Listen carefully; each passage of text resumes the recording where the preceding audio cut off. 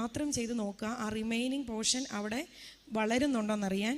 ഇപ്പം 2 വർഷമായി സർജറി കഴിഞ്ഞിട്ട്. ഈ 16-ാം തീയതി ഞങ്ങൾക്ക് നാട്ടിൽ വരാൻ പറ്റി.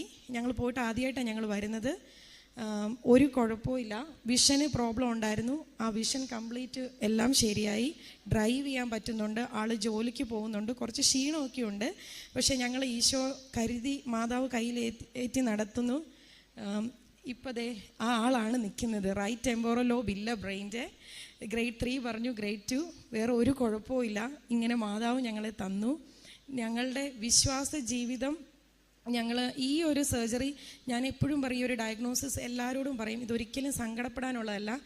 ഞങ്ങളെ ഈശോയ്ക്ക് വേണമായിരുന്നു. ഞങ്ങൾ തിരഞ്ഞെടുക്കപ്പെട്ടവരാണ്. അപ്പം നമ്മളെ പിടിച്ചു നിർത്താൻ, നമ്മുടെ വിശ്വാസം വർദ്ധിപ്പിക്കാൻ ഈശോയിൽ ഒരു ജീവിതവും കൂടെ നമുക്ക് തന്നതാണിത്. അപ്പം ഈശോ മാതാവ് തന്ന ഈ ഒരു വലിയൊരു അനുഗ്രഹത്തിന് എനിക്ക് എത്ര നന്ദി പറഞ്ഞാൽ